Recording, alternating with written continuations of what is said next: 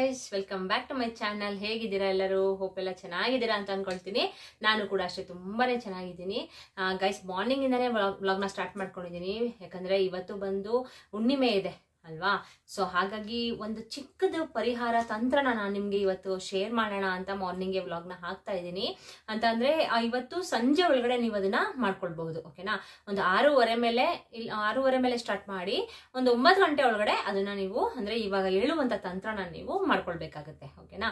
ಈ ತಂತ್ರನ ಮಾಡ್ಕೊಳ್ಳೋದ್ರಿಂದ ಗೈಸ್ ನಿಜವಾಗ್ಲೂ ನಿಮ್ಮ ಮನೆಯಲ್ಲಿ ಇರುವಂತ ಆರ್ಥಿಕ ಸಮಸ್ಯೆ ಅನ್ನೋದು ಕ್ಲಿಯರ್ ಆಗುತ್ತೆ. ಅದು ಹೇಗಪ್ಪ ಅಂತ ನೀವು ಕೇಳ್ಬೋದು. ಆಯ್ತಾ? ಈ ಸೀಕ್ರೆಟ್ ನ ಗೈಸ್ ಏನಂದ್ರೆ ಮಾರ್ವಾಡಿಗಳ ಸೀಕ್ರೆಟ್ ಅಂತಾನೆ ಹೇಳ್ಬೋದು. ದುಡ್ಡಿನ ಕಂತೆಯ ಸೀಕ್ರೆಟ್ ಅಂತಾನೆ ಹೇಳ್ಬೋದು. ಈ ಮಾರ್ವಾಡಿಗಳು ಏನ್ ಮಾಡ್ತಾರೆ ಅಂತ ಅಂದ್ರೆ ಗೈಸ್, ಈ ಹುಣ್ಣಿಮೆಯ ದಿನ ಈ ರೀತಿ ಪೂಜೆಗಳನ್ನ ಮಾಡ್ಕೊಂಡು ಅವ್ರ ಹತ್ರ ಇರುವಂತ ದುಡ್ಡನ್ನ ಹೆಚ್ಚಿಸೋದು ಹೇಗೆ ಅಂತ ಅವರು ಒಂದು ಪ್ಲಾನ್ ನ ಮಾಡ್ಕೊಂಡು, ಓಕೆನಾ, ಪ್ಲಾನ್ ಕೂಡ ಇರುತ್ತೆ ಜೊತೆಗೆ, ಅದ್ರ ಜೊತೆಗೆ ದೇವರದು ಆಶೀರ್ವಾದ ಕೂಡ ಇರುತ್ತೆ. ಹಾಗೇನೆ ಆ ದೇವರದು ಆಶೀರ್ವಾದ ನಮಗ್ ಬರ್ಬೇಕು, ನಾವು ಪ್ಲಾನ್ ಮಾಡಿರೋದೆಲ್ಲ ನಮ್ಗೆ ಸಕ್ಸಸ್ ಆಗ್ಬೇಕು, ದುಡ್ಡನ್ನದು ದುಪ್ಪಟ್ಟಾಗ್ಬೇಕು ಅಂತ ಅಂದ್ರೆ ಈ ಮಾರ್ವಾಡಿಗಳು ಈ ರೀತಿ ಚಿಕ್ಕ ಪುಟ್ಟ ತಂತ್ರಗಳನ್ನ ಮಾಡ್ಕೊಂಡು ದುಡ್ಡನ್ನ ಹೆಚ್ಚಳ ಮಾಡ್ಕೊಳ್ತಾರೆ. ಓಕೆನಾ? ಅದ್ ಯಾವ ರೀತಿ ತಂತ್ರ, ಯಾವ ರೀತಿ ಮಾಡ್ಬೇಕು ಅನ್ನೋದನ್ನ ನಾನ್ ನಿಮ್ಗೆ ಇವತ್ತಿನ ವಿಡಿಯೋದಲ್ಲಿ ಶೇರ್ ಮಾಡ್ತೀನಿ. ಅದಕ್ಕಿಂತ ಮುಂಚೆ ನಿಮ್ಗೆ ಗೊತ್ತಲ್ಲ, ನನ್ನ ಚಾನಲ್ಗೆ ಸಬ್ಸ್ಕ್ರೈಬ್ ಮಾಡ್ಕೊಳ್ದಿರೋರು ದಯವಿಟ್ಟು ಸಬ್ಸ್ಕ್ರೈಬ್ ಮಾಡ್ಕೊಂಡು ಸಪೋರ್ಟ್ ಮಾಡಿ. ಈ ವಿಡಿಯೋ ನಿಮ್ಗೆ ಉಪಯುಕ್ತ ಅಂತ ಅನ್ಸಿದ್ರೆ ಒಂದು ಲೈಕ್ ಕೊಡೋದನ್ನ ಮರಿಬೇಡಿ. ಹಾಗೇನೆ ಆಲ್ರೆಡಿ ಸಬ್ಸ್ಕ್ರೈಬ್ ಮಾಡ್ಕೊಂಡಿರೋರಿಗೆ ನನ್ನ ಧನ್ಯವಾದಗಳನ್ನ ತಿಳಿಸ್ತೀನಿ. ಓಕೆ, ತಡ ಮಾಡ್ದೇನೆ ಅದ್ ಯಾವ ತಂತ್ರ ಅಂತ ಹೇಳ್ತಾ ಹೋಗ್ತೀನಿ ಗೈಸ್. ಓಕೆನಾ? ಯಾರೂನು ಅಂದ್ರೆ ವಿಡಿಯೋನ ಸ್ಕಿಪ್ ಮಾಡ್ಬೇಡಿ, ಎಂಡಿಂಗ್ ವರ್ಗು ನೋಡಿ. ಆಯ್ತಾ? ಯಾಕಂದ್ರೆ ಈ ರೀತಿ ಒಂದು ಚಿಕ್ಕ ಪುಟ್ಟ ತಂತ್ರಗಳನ್ನ ಮಾಡ್ಕೊಳ್ಳೋದ್ರಿಂದ ನಮ್ಮ ಮನೆಗೆ ಒಳ್ಳೇದಾಗುತ್ತೆ ಅಂತ ಅಂದ್ರೆ ಮಾಡ್ಕೊಳ್ಳೋದ್ರಲ್ಲಿ ಏನೂ ತಪ್ಪಿಲ್ಲ ಅಲ್ವಾ. ತುಂಬಾನೇ ದುಡ್ಡು ಖರ್ಚು ಮಾಡಿ ಮಾಡುವಂತ ತಂತ್ರ ಏನೂ ಆಗಿರೋದಿಲ್ಲ. ಸೊ ಹಾಗಾಗಿ ಈ ತಂತ್ರನ ಮಾಡ್ಕೊಳ್ಳಿ, ಒಳ್ಳೇದಾಗತ್ತೆ. ಗೈಸ್, ಏನಂತ ಅಂದ್ರೆ ನೀವು ನೋಡಿರಬಹುದು, ಈ ಮಾರ್ವಾಡಿಗಳಲ್ಲಿ ಬಡವರು ಅನ್ನೋರೇ ಯಾರು ಇರಲ್ಲ ಅಲ್ವಾ. ಯಾಕಪ್ಪ ಅವರಲ್ಲಿ ಬಡವರು ಅನ್ನೋರು ಇರಲ್ಲ ಅಂತ ನೀವು ಕೇಳ್ಬೋದು. ಅವ್ರ ಮನೆತನದಿಂದ ಗೈಸ್ ಅವಾಗ್ಲಿಂದನೂ ಅವರು ಲಕ್ಷ್ಮೀ ಪೂಜೆನ ಮಾಡ್ಕೊಂಡು ಬಂದಿದ್ದಾರೆ. ಆಯ್ತಾ? ಅಂದ್ರೆ ಅವರು ಈ ಅಮಾವಾಸ್ಯೆ ಮತ್ತೆ ಹುಣ್ಣಿಮೆನಲ್ಲಿ ಚೆನ್ನಾಗಿ ದೇವ್ರನ್ನ ಪೂಜೆನ ಮಾಡ್ತಾರೆ. ಅಂತಂದ್ರೆ ಚಿಕ್ಕ ಚಿಕ್ಕ ತಂತ್ರಗಳನ್ನ ಮಾಡ್ಕೊಳ್ತಾರೆ. ಯಾವ್ದಾದ್ರು ಒಂದು ಪರಿಹಾರಗಳು ಗೊತ್ತಿರುತ್ತೆ ಅವರಿಗೆ, ಯಾವ್ಯಾವ ರೀತಿ ಲಕ್ಷ್ಮಿನ ನಮ್ ಕಡೆ ಒಲ್ಸ್ಕೊಳ್ಬೇಕು, ಹಾಗೇನೆ ದುಡ್ಡನ್ನ ದುಪ್ಪಟ್ಟಾಗೋ ರೀತಿ ಯಾವ ರೀತಿ ಮಾಡ್ಕೊಳ್ಬೇಕು ಅಂತ ಅವ್ರಿಗೆ ಚೆನ್ನಾಗಿ ಗೊತ್ತಿರುತ್ತೆ. ಸೊ ಅದಕ್ಕೋಸ್ಕರ ಅವರು ಈ ಚಿಕ್ಕ ಪುಟ್ಟ ತಂತ್ರಗಳನ್ನ ಮಾಡ್ಕೊಂಡು ಲಕ್ಷ್ಮಿನ ಅವ್ರ ಮನೆಯಿಂದ ಹೋಗ್ಲಿಕ್ಕೆ ಹೊರಗಡೆ ಬಿಡೋದಿಲ್ಲ ಅವರು. ಆಯ್ತಾ? ಅವ್ರ ಮನೇಲಿ ಲಕ್ಷ್ಮಿನ ಇರಿಸ್ಕೊಂಡು ಅದಕ್ಕಿಂತ ಮೇನ್ ಆಗಿ ಅವರು ಒಂದು ನಂಬಿಕೆನ ಇಟ್ಟು ಶ್ರದ್ಧಾ ಭಕ್ತಿಯಿಂದ ಪೂಜೆನ ಮಾಡ್ತಾರೆ. ಆಯ್ತಾ? ಒಂದು ನಂಬಿಕೆನ ಇಟ್ಕೊಂಡು ನಾವು ಶ್ರದ್ಧಾ ಭಕ್ತಿಯಿಂದ ಪೂಜೆ ಮಾಡಿದ್ರೆ ದೇವ್ರು ಯಾವುದೇ ಕಾರಣಕ್ಕೂ ಒಲಿಯಲ್ಲ ಅನ್ನೋದೇ ಇಲ್ಲ. ಆಯ್ತಾ? ಒಲ್ದೇ ಒಲಿತಾರೆ. ಲಕ್ಷ್ಮೀ ದೇವಿ ಅಂತೂ ನಮ್ಮ ಮನೆ ಅಂತೂ ಬಿಟ್ಟು ಹೋಗೋದಿಲ್ಲ. ಸರಿನಾ? ಅದು ಅಲ್ಲದೆ ಗೈಸ್, ಮಾರ್ವಾಡಿಗಳಲ್ಲಿ ಏನಪ್ಪಾ ಅಂತಂದ್ರೆ ಅವರು ಇನ್ನೊಬ್ರ ಹತ್ರ ಹೋಗಿ ಕೆಲಸ ಅಂತೂ ಮಾಡೋದಿಲ್ಲ ಅಲ್ವಾ. ನಿಮ್ಗೆಲ್ಲರಿಗೂ ಗೊತ್ತಿರೋದೆ.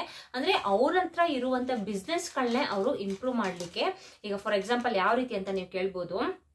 ಈಗ ಅವ್ರ ಏನಾರ ಒಂದು ಬಿಸ್ನೆಸ್ ಮಾಡ್ತಾ ಇರ್ತಾರ ಅಂತ ಅನ್ಕೊಳ್ಳಿ. ಸರಿನಾ?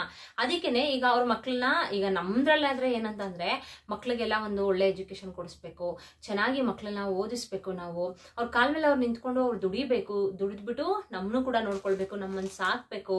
ಯಾಕಂದ್ರೆ ನಾವು ಕೂಡ ಅವ್ರನ್ನ ಕಷ್ಟಪಟ್ಟು ಸಾಕಿರ್ತೀವಿ. ನಮ್ಗೆ ವಯಸ್ಸಾದ ಕಾಲಕ್ಕೆ ನಮ್ಮ ಮಕ್ಳು ನಮ್ಗೆ ನೆರವಾಗ್ಬೇಕು. ಅದಕ್ಕಿಂತ ಹೆಚ್ಚಾಗಿ ಅವರು ಚೆನ್ನಾಗಿ ಜೀವನನ ನಡೆಸ್ಕೊಂಡು ಚೆನ್ನಾಗಿ ಬದುಕ್ಬೇಕು ಅನ್ನೋದು ಈ ಪ್ರತಿಯೊಬ್ಬ ತಂದೆ ತಾಯಿಗೂ ಇರುತ್ತೆ ಈ ತರ ಅಲ್ವಾ. ಒಂದು ಒಳ್ಳೆ ಎಜುಕೇಶನ್ ಕೊಡಿಸ್ಬೇಕಪ್ಪ.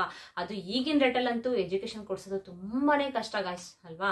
ಸೊ ಹಾಗಾಗಿ ನಮ್ದ್ರಲ್ಲೆಲ್ಲ ನಾವು ಆ ತರ ಥಿಂಕ್ ಮಾಡ್ತೀವಿ, ಒಂದೊಳ್ಳೆ ಜಾಬಿಗೆ ಸೇರ್ಕೊಂಡು ಒಂದು ಇಂಜಿನಿಯರೋ ಡಾಕ್ಟ್ರೋ ಏನೋ ಒಂದು ಆಗ್ಬೇಕು, ನಮ್ಮ ಮಕ್ಕಳು ಚೆನ್ನಾಗಿ ಓದ್ಬೇಕು, ಅವ್ರ ಕಾಲ ಮೇಲೆ ಅವ್ರು ನಿಂತ್ಕೊಬೇಕು ಅಂತ ನಮ್ದ್ರಲ್ಲಿ ಆ ತರ ನಾವು ಥಿಂಕ್ ಮಾಡ್ತೀವಿ ಅಲ್ವಾ.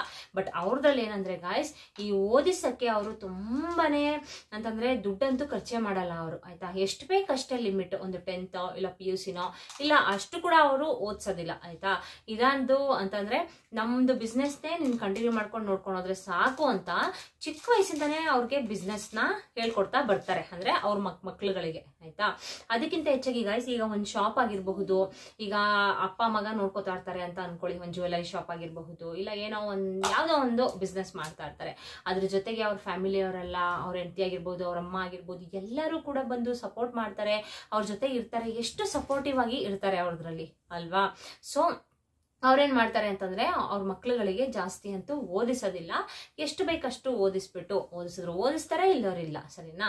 ಅವ್ರ ಬಿಸ್ನೆಸ್ನೇ ಇಂಪ್ರೂವ್ ಮಾಡಕ್ ಹೇಳ್ತಾರೆ. ಅದಕ್ಕಿಂತ ಹೆಚ್ಚಾಗಿ ಅವರು ಮ್ಯಾಥ್ಸ್ ಅಂತಂದ್ರೆ ಗಣಿತನ ಹೇಳ್ಕೊಡ್ತಾರೆ. ಯಾಕಂದ್ರೆ ಈ ಬಿಸ್ನೆಸ್ ಅಲ್ಲಿ ಲೆಕ್ಕ ಅನ್ನೋದು ತುಂಬಾನೇ ಇಂಪಾರ್ಟೆಂಟ್ ಆಗಿರುತ್ತೆ ಅಲ್ವಾ.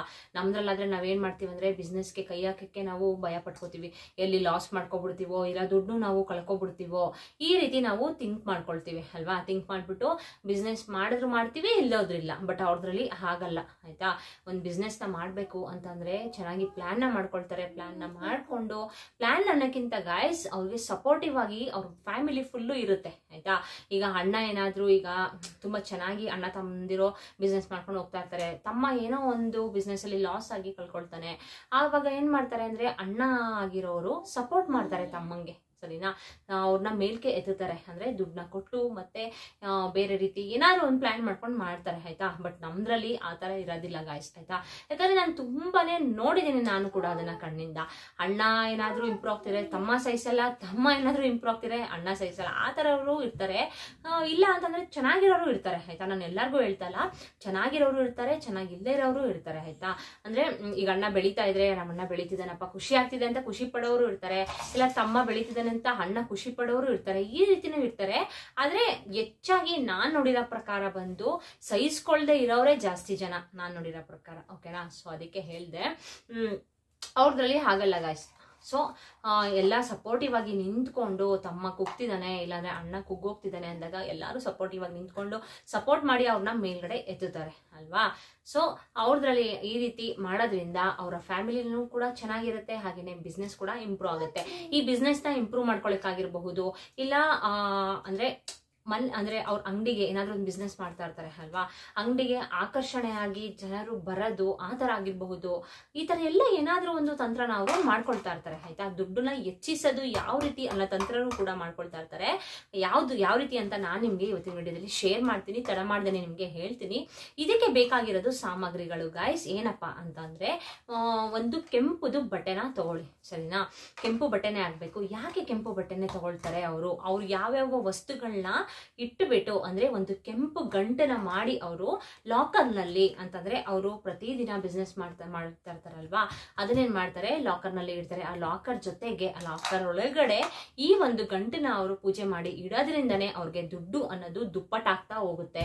ಅವ್ರದ್ರಲ್ಲಿ ಯಾರು ಕೂಡ ಬಡವರು ಅನ್ನೋರೇ ಇರೋದಿಲ್ಲ ಗೈಸ್ ಅಲ್ವಾ. ಸೊ ಹಾಗಾಗಿ ನಾನು ನಿಮ್ಗೆ ಶೇರ್ ಮಾಡ್ತೀನಿ ಯಾವ ಗಂಟು ಅಂತ ನಾನು ನಿಮ್ಗೆ ಹೇಳ್ತೀನಿ. ಒಂದು ಕೆಂಪು ವಸ್ತ್ರನ ತಗೊಳ್ಳಿ, 20 ರೂಪಾಯಿ ಎಲ್ಲ ಸಿಗುತ್ತೆ ಅದು ಕೆಂಪು ಬಟ್ಟೆ. ಯಾಕೆ ಕೆಂಪುನೇ ತಗೋಬೇಕು ಅಂತಂದ್ರೆ, ಮಾತೆ ಮಹಾಲಕ್ಷ್ಮಿಗೆ ಕೆಂಪು ಅನ್ನೋದು ತುಂಬಾನೇ ಅಟ್ರಾಕ್ಷನ್ ಆಗುತ್ತೆ ಆಯ್ತಾ. ಕೆಂಪು ಅನ್ನೋದು ತುಂಬಾನೇ ಇಷ್ಟ ಮಾತೆ ಮಹಾಲಕ್ಷ್ಮಿಗೆ. ಸೊ ಹಾಗಾಗಿ ಒಂದು ಕೆಂಪು ಬಟ್ಟೆನ ತಗೊಳ್ಳಿ. ಕೆಂಪು ಬಟ್ಟೆನ ತಗೊಂಡು ಗಾಯ್ಸ್ ಅದ್ರ ಒಳಗಡೆಗೆ ನೀವು 5 ಲಕ್ಷ್ಮಿ ಕವಡೆಗಳು ಬರುತ್ತೆ ಆಯ್ತಾ. ಕೇಳಿ ತಗೊಳ್ಳಿ, ನಿಮ್ಗೆ ಹೊರಗಡೆ ಈಗ ಪೂಜಾ ಸಾಮಗ್ರಿಗಳೆಲ್ಲ ಸಿಗುತ್ತಲ್ಲ, ಅಲ್ಲಿ ನಿಮ್ಗೆ ಅದು ಸಿಗುತ್ತೆ. 5 ಕವಡೆನ ನೀವು ತಗೊಳ್ಬೇಕು, ಅದು ಲಕ್ಷ್ಮಿ ಕವಡೆನೇ ಆಗಿರ್ಬೇಕು, ಸರಿನಾ. ಲಕ್ಷ್ಮಿ ಕವಡೆನ ತಗೊಳ್ಳಿ, ಅದ್ರ ಜೊತೆಗೆ 5 ಲವಂಗನ ತಗೊಳ್ಳಿ ಆಯ್ತಾ. ಲವಂಗನ ಯಾಕೆ ತಗೋಬೇಕು ಅಂತಂದ್ರೆ, ಅದು ಧನಾಭಿವೃದ್ಧಿಗೆ ತುಂಬಾನೇ ಹೆಲ್ಪ್ ಮಾಡುತ್ತೆ ಗೈಸ್ ಆಯ್ತಾ. ಮನೆಯಲ್ಲಿ ಧನ ಪ್ರಾಪ್ತಿ ಆಗ್ಲಿಕ್ಕೂ ಕೂಡ ತುಂಬಾ ಹೆಲ್ಪ್ ಮಾಡುತ್ತೆ. ಅದ್ರ ಜೊತೆಗೆ ನೀವು ಏಲಕ್ಕಿನ ನೀವು ತಗೊಳ್ಬೇಕಾಗತ್ತೆ, ಸರಿನಾ. 5 ಏಲಕ್ಕಿನ ತಗೊಳ್ಳಿ. ಏಲಕ್ಕಿನ ಅಷ್ಟೇನೆ ಗೈಸ್, ಹಣನ ಮ್ಯಾಗ್ನೆಟ್ ತರ ಎಳೆಯುವಂತ ಶಕ್ತಿ ಅದಕ್ಕೆ ಇದೆ. ಸೊ ಹಾಗಾಗಿ 5 ಏಲಕ್ಕಿನ ನೀವು ತಗೊಳ್ಬೇಕಾಗತ್ತೆ. ಇದ್ರ ಜೊತೆಗೆ ಗೈಸ್ ನೀವು 51 ರೂಪಾಯಿ ದುಡ್ಡನ್ನ ನೀವು ಇಡ್ಬೇಕಾಗತ್ತೆ, ಸರಿನಾ. ಇಲ್ಲ ಅಪ್ಪ ನಾವು 11 ರೂಪಾಯಿ ಇಡ್ತೀವಿ ಅಂದ್ರೆ ಇಡ್ಬೋದು, ಇಲ್ಲ 101 ರೂಪಾಯಿ ಇಡ್ತೀವಿ ಅಂತಂದ್ರೆ ಅದನ್ನು ಕೂಡ ಇಡ್ಬೋದು ನೀವು. ಅದು ನಿಮ್ ಕೈಯಲ್ಲಿ ಎಷ್ಟಾಗುತ್ತೆ ಅಷ್ಟು, ಸರಿನಾ. 51 ರೂಪಾಯಿ ಇಟ್ರೆ ತುಂಬಾನೇ ಒಳ್ಳೇದು. ಸೊ ಹಾಗಾಗಿ 51 ರೂಪಾಯಿನ ನೀವು ಅದ್ರ ಜೊತೆಗೆ ಇಡ್ಬೇಕಾಗತ್ತೆ. ಅದ್ರ ಜೊತೆಗೆ ಗೈಸ್ ನೀವೇನ್ ಮಾಡ್ಬೇಕು ಅಂದ್ರೆ, ಈ ಗುಲ್ಗಂಜಿ ಸಿಗುತ್ತೆ ನೋಡಿ. ಈ ಗುಲ್ಗಂಜಿ ಅನ್ನೋದು ಹೊರಗಡೆ ಅಂದ್ರೆ ಹೇಳಿದ್ನಲ್ಲ, ಪೂಜಾ ಸಾಮಗ್ರಿಗಳೆಲ್ಲ ಸಿಗುತ್ತಲ್ಲ, ಅಲ್ಲಿ ಸಿಗುತ್ತೆ. ಆ ಗುಲ್ಗಂಜಿನ ನೀವು 1 ಇಡಿಯಷ್ಟು ನಿಮ್ ಕೈಯಲ್ಲಿ ಎಷ್ಟು ಇಡಿ ಬರುತ್ತೋ ಅಷ್ಟು 1 ಇಡಿಯಷ್ಟು ತೆಗೆದು ಬಿಟ್ಟು ಅದನ್ನ ಅದ್ರೊಳಗಡೆ ಹಾಕ್ಬೇಕು ಆಯ್ತಾ. ಇಷ್ಟೇನೆ ಗೈಸ್, ಇನ್ನೇನು ನೀವು ಇಡಬೇಡಿ. ಇಷ್ಟನ್ನ ನೀವು ಆ ಗಂಟೊಳಗಡೆ ಹಾಕ್ಬಿಟ್ಟು ಸ್ವಲ್ಪ ಅರಿಶಿನ ಕುಂಕುಮ ಹಾಕಿ ಅದ್ರೊಳಗಡೆ, ಹಾಗೇನೆ ಸ್ವಲ್ಪ ಅಕ್ಷತೆನ ನೀವು ಹಾಕ್ಬೇಕಾಗತ್ತೆ. ಹಾಕ್ಬಿಟ್ಟು ಅದನ್ನ ದೇವಿದು ಅಷ್ಟೋತ್ತರ ಬರುತ್ತೆ ನೋಡಿ, ಲಕ್ಷ್ಮೀ ದೇವಿದು ಅಷ್ಟೋತ್ತರನ ಹೇಳ್ಕೊಂಡು ನೀವು ಲಕ್ಷ್ಮಿ ಹಾಗೇನೆ ಹೇಳ್ಕೊಂಡು ಅದನ್ನ ನೀವು ಗಂಟನ್ನ ಕಟ್ಟಿಬಿಟ್ಟು ಕೈಯಲ್ಲಿ ಇಟ್ಕೊಂಡು ನೀವು ಸಂಕಲ್ಪನ ಮಾಡ್ಕೊಳ್ಬೇಕಾಗತ್ತೆ, ಸರಿನಾ. ಸಂಕಲ್ಪನ ಮಾಡ್ಕೊಂಡು ನೀವು ದೇವಿ ಫೋಟೋ ಮುಂದೆ ಅದನ್ನ ಇಟ್ಟುಬಿಟ್ಟು ನೀವು ಗಂಟು ಮೇಲೆ ನೀವು ಸ್ವಲ್ಪ ಅರಿಶಿನ ಕುಂಕುಮ ಕುಂಕುಮ ಮತ್ತೆ ಒಂದು ಕೆಂಪು ಹೂವನ್ನ ಮುಡಿಸ್ಬಿಟ್ಟು ನೀವು ಪೂಜೆನ ಮಾಡ್ಕೊಳ್ಬೇಕು, ಸರಿನಾ? ಹಾಗೇನೆ ಗಾಯ್ಸ್ ಅದನ್ನ ಇಟ್ಕೊಂಡು ನೀವು ಅಷ್ಟೋತ್ತರನಾದ್ರೂ ಹೇಳ್ಬೋದು, ಇಲ್ಲ ಅಂತಂದ್ರೆ ಓಂ ಶ್ರೀ ಲಕ್ಷ್ಮೀ ದೇವಿಯೇ ನಮಃ ಅಂತ ಹೇಳ್ಕೊಂಡು ನೀವು ಆ ಗಂಟನ್ನ ಕಟ್ಟಬಹುದು. ಓಕೆನಾ? ಎರಡು ಕೂಡ ಮಾಡ್ಬೋದು. ಅಷ್ಟೋತ್ತರ ಸ್ವಲ್ಪ ಲಾಂಗ್ ಇರುತ್ತೆ ಅಲ್ವಾ, ಸೊ ಹಾಗಾಗಿ ನೀವು ಅದ್ರ ಬದಲು ನೀವು ಈ ರೀತಿ ಓಂ ಶ್ರೀ ಲಕ್ಷ್ಮೀ ದೇವಿಯೇ ನಮಃ ಅಂತ ನೀವು ಹೇಳ್ಕೊಂಡು ಆ ಗಂಟನ್ನ ಆರಾಮಾಗಿ ಕಟ್ಬೋದು. ಓಕೆನಾ? ಕಟ್ಟಲಾದ್ಮೇಲೆ ಅರಿಶಿನ ಕುಂಕುಮ ಹಾಕಿ ಹಾಗೇನೆ ಸ್ವಲ್ಪ ಒಂದೇ ಒಂದು ಕೆಂಪು ಹೂವನ್ನ ಮುಡಿಸ್ಬಿಟ್ಟು ನೀವು ಪೂಜೆನ ಮಾಡ್ಕೊಳ್ಳಿ.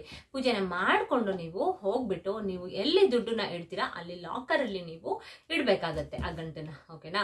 ತುಂಬಾ ಶ್ರದ್ಧಾ ಭಕ್ತಿಯಿಂದ ನಂಬಿಕೆ ಇಟ್ಟು ಮಾಡಿ ಗೈಸ್, ನಿಜವಾಗ್ಲೂ ಒಳ್ಳೇದಾಗೆ ಆಗುತ್ತೆ. ಅದನ್ನ ಮುಗಿಸ್ಕೊಂಡು ಬಂದು ನೀವು ಲಕ್ಷ್ಮಿ ಅಷ್ಟೋತ್ತರ ಆಗಿರಬಹುದು ಈ ರೀತಿ ನೀವು ಹೇಳ್ಬೇಕಾಗತ್ತೆ. ದೇವಿ ಮುಂದೆ ಕೂತ್ಕೊಂಡು ಪಠನೆ ಮಾಡಿ ಅದನ್ನ, ಸರಿನಾ? ಹಾಗೇನೆ ಎರಡು ಇದನ್ನ ದೀಪನ ಅಂತ ಅಂದ್ರೆ ತುಪ್ಪದ ದೀಪನ ಹಚ್ಚೋದನ್ನ ಮರಿಬೇಡಿ ಇವತ್ತು, ಸರಿನಾ? ಹುಣ್ಣಿಮೆ ಅಮಾವಾಸ್ಯೆನಲ್ಲಿ ಲಕ್ಷ್ಮೀ ದೇವಿಗೆ ತುಪ್ಪದ ದೀಪ ಹಚ್ಚಿದ್ರೆ ತುಂಬಾನೇ ಒಳ್ಳೇದು ಗೈಸ್, ಆಯ್ತಾ? ಹಾಗೇನೆ ಶುಕ್ರವಾರ ಮತ್ತೆ ಮಂಗಳವಾರ ಈ ರೀತಿ ವಾರಗಳಲ್ಲೂ ಕೂಡ ತುಪ್ಪದ ದೀಪ ಹಚ್ಚೋದ್ರಿಂದ ಮನೆಗೆ ತುಂಬಾನೇ ಒಳ್ಳೇದಾಗುತ್ತೆ, ಏಳಿಗೆ ಆಗುತ್ತೆ, ಸರಿನಾ? ಹಾಗೆ ಈ ರೀತಿ ಅವರು ಗಂಡನ ಮಾಡಿ ಗಾಯ್ಸ್ ಈ ತರ ಅವರ ಲಾಕರ್ ನಲ್ಲಿ ಇಡೋದ್ರಿಂದಾನೇ ಅವರು ಕೋಟ್ಯಾಧೀಶ್ವರ ಆಗಿರೋದು, ಆಯ್ತಾ? ಅಂದ್ರೆ ಪ್ರತಿಯೊಬ್ಬ ಮನುಷ್ಯಂಗೂ ಕೂಡ ದುಡ್ಡು ಅನ್ನೋದು ತುಂಬಾನೇ ಮುಖ್ಯ ಆಗಿರುತ್ತೆ ಅಲ್ವಾ? ಈ ರೀತಿ ನಾವು ಒಂದು ನಂಬಿಕೆ ಇಟ್ಟು ಶ್ರದ್ಧಾ ಭಕ್ತಿಯಿಂದ ಕೆಲವೊಂದು ತಂತ್ರಗಳನ್ನ ಪರಿಹಾರಗಳನ್ನ ಮಾಡ್ಕೊಳ್ಳೋದ್ರಿಂದ ನಮ್ಮ ಮನೆ ಅಭಿವೃದ್ಧಿ ಆಗುತ್ತೆ, ಏಳಿಗೆ ಆಗುತ್ತೆ ಅಂತ ಅಂದ್ರೆ ಮಾಡ್ಕೊಳ್ಳೋದ್ರಲ್ಲಿ ಏನು ತಪ್ಪಿಲ್ಲ ಅಲ್ವಾ? ತುಂಬಾನೇ ದುಡ್ಡು ಖರ್ಚು ಮಾಡಿ ಮಾಡುವಂತದ್ದು ಏನು ಅಲ್ಲ. ನೀವು ಮನೆ ಏಳಿಗೆ ಆಗ್ತಲ್ಲ, ಅಭಿವೃದ್ಧಿ ಆಗ್ತಲ್ಲ, ಮನೆಯಲ್ಲಿ ಸಮಸ್ಯೆ ಕಾಡ್ತಿದೆ ಅಂತ ಅಂದ್ಬಿಟ್ಟು ಹೊರಗಡೆ ಹೋಗಿ ಪೂಜೆ ಎಲ್ಲ ಮಾಡಿಸ್ತೀರಾ, ಶಾಸ್ತ್ರಗಳನ್ನ ಕೇಳ್ತೀರಾ, ಅವ್ರು ಏನೇನೋ ಹೇಳ್ತಾರೆ ಅದೆಲ್ಲ ಮಾಡ್ತೀರಾ ಅಲ್ವಾ? ಅಂದ್ರೂ ಕೂಡ ನಿಮ್ಗೆ ಒಂದೊಂದು ಸಕ್ಸಸ್ ಆಗುತ್ತೆ, ಒಂದೊಂದು ಸಕ್ಸಸ್ ಆಗಲ್ಲ. ಅದ್ರ ಬದಲು ನೀವು ಅಷ್ಟು ದುಡ್ಡೆಲ್ಲ ಖರ್ಚು ಮಾಡಿ ಮಾಡೋ ಬದಲು ಈ ರೀತಿ ಒಂದು ಚಿಕ್ಕ ತಂತ್ರ ಪರಿಹಾರಗಳನ್ನ ನೀವು ಮಾಡ್ಕೊಳ್ಳೋದ್ರಿಂದ ಮನೆಯಲ್ಲೇ ನಿಜವಾಗ್ಲೂ ಒಳ್ಳೇದಾಗಿ ಆಗುತ್ತೆ ಅಲ್ವಾ? ಅವ್ರಿಗೆ ಎಷ್ಟು ದೇವ್ರನ್ನ ಮಾಡ್ತಾರೆ ಅಂದ್ರೆ ಗಾಯ್ಸ್, ನಿಜವಾಗ್ಲೂ ಈ ದೀಪಾವಳಿ ಹಬ್ಬ ಅಂತೂ ತುಂಬಾನೇ ಗ್ರ್ಯಾಂಡ್ ಆಗಿ ಮಾಡ್ತಾರೆ ಅಲ್ವಾ? ಎಲ್ಲಾರು ಫ್ಯಾಮಿಲಿಯವರೆಲ್ಲ ಸೇರ್ಕೊಂಡು ಅಂದ್ರೆ ಲಕ್ಷ್ಮೀ ದೇವಿನ ಕೂರಿಸಿ ಪೂಜೆ ಮಾಡಿ ಹಾಡುಗಳನ್ನ ಹೇಳಿ ದೇವಿ ಅಷ್ಟೋತ್ತರಗಳನ್ನ ಹೇಳಿ ಎಷ್ಟು ಚೆನ್ನಾಗಿ ಪೂಜೆಗಳನ್ನ ಮಾಡ್ತಾರೆ ಅಲ್ವಾ? ಸೊ ಹಾಗಾಗಿ ನಾವು ಈ ರೀತಿ ಒಂದು ಏನೋ ಒಂದು ನಮ್ಗೆ ಒಳ್ಳೇದಾಗ್ಲಿ ಅನ್ನೋದಕ್ಕೋಸ್ಕರನಾದ್ರೂ ನಾವು ಈ ರೀತಿ ಅಮಾವಾಸ್ಯೆ ಹುಣ್ಣಿಮೆನಲ್ಲಿ ಮಾಡ್ಕೊಂಡ್ರೆ ತುಂಬಾನೇ ಒಳ್ಳೇದು, ಸರಿನಾ?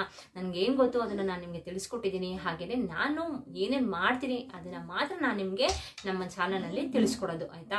ಫಸ್ಟ್ ಗೈಸ್ ನಾನು ಇದ್ರ ಬಗ್ಗೆ ತಿಳ್ಕೊಂಡು ಆಮೇಲೆ ಒಂದ್ಸಲ ನಾನು ಎಕ್ಸ್ಪೆರಿಮೆಂಟ್ ಮಾಡಿ ನನಗೆ ಸಕ್ಸಸ್ಫುಲ್ ಆಯ್ತು ಅಂದ್ರೆ ಮಾತ್ರ ನಾನು ನಿಮ್ಗೆ ಶೇರ್ ಮಾಡೋದು, ಆಯ್ತಾ?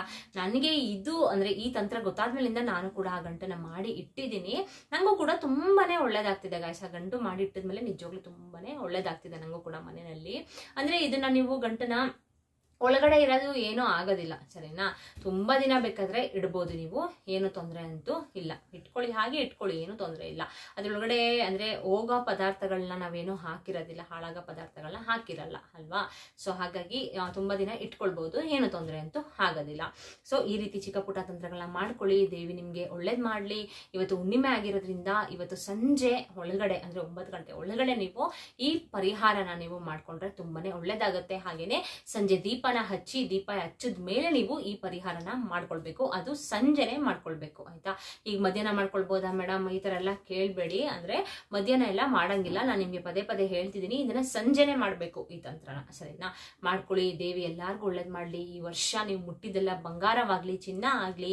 ಹಾಗೇನೆ ನಿಮ್ಗೆ ಏನೇ ಒಂದು ಸಮಸ್ಯೆ ಇದ್ರೂ ಕೂಡ, ಹಣದ ಸಮಸ್ಯೆ ಇದ್ರೆ ಅದು ನಿವಾರಣೆ ಆಗಿ ದೇವಿ ನಿಮ್ಮ ಮನೆಯಲ್ಲಿ ನೆಲೆಸ್ಲಿ ಅಂತ ನಾನು ಕೂಡ ಕೇಳ್ಕೊಳ್ತಾ ಆದಷ್ಟು ಶೇರ್ ಮಾಡಿ. ಈ ವಿಡಿಯೋ ನಿಮ್ಗೆ ಉಪಯುಕ್ತ ಅಂತ ಅನ್ಸಿದ್ರೆ ದಯವಿಟ್ಟು ಒಂದು ಲೈಕ್ ಕೊಡೋದನ್ನ ಮರಿಬೇಡಿ. ಹಾಗೇನೆ ಸಬ್ಸ್ಕ್ರೈಬ್ ಮಾಡ್ಕೊಳ್ಳಿ. ಸಬ್ಸ್ಕ್ರೈಬ್ ಮಾಡ್ಕೊಂಡ್ರಾ? ಓಕೆ, ಹಾಗಾದ್ರೆ ಈ ವಿಡಿಯೋನ ಇಲ್ಲಿಗೆ ಎಂಡ್ ಮಾಡ್ತೀನಿ. ಮತ್ತೆ ನೆಕ್ಸ್ಟ್ ಹೊಸ ಇನ್ಫಾರ್ಮೇಶನ್ ವಿಡಿಯೋದೊಂದಿಗೆ ಸಿಗ್ತೀನಿ. ಹಾಗೇನೆ ಇದೇ ರೀತಿ ಎಷ್ಟೊಂದು ತಂತ್ರಗಳನ್ನ ಹಾಕಿದ್ದೀನಿ, ವಿಡಿಯೋ ಮಾಡಿ ಹಾಕಿದ್ದೀನಿ. ಅದನ್ನೆಲ್ಲ ನಾನು ಡಿಸ್ಕ್ರಿಪ್ಷನ್ ಬಾಕ್ಸ್ ಅಲ್ಲಿ ಹಾಕಿರ್ತೀನಿ, ಲಿಂಕ್ ಅನ್ನ ಒಂದ್ಸಲ ಚೆಕ್ ಮಾಡ್ಕೊಂಡು ನೀವು ಕೂಡ ನಿಮ್ಮ ಮನೆಗೆ ಒಳ್ಳೇದಾಗೋ ರೀತಿ ಮಾಡ್ಕೊಳ್ಳಿ ಅಂತ ಹೇಳ್ತಾ ಇವತ್ತಿನ ವಿಡಿಯೋನ ಇಲ್ಲಿಗೆ ಎಂಡ್ ಮಾಡ್ತೀನಿ. Bye bye, see you, take care.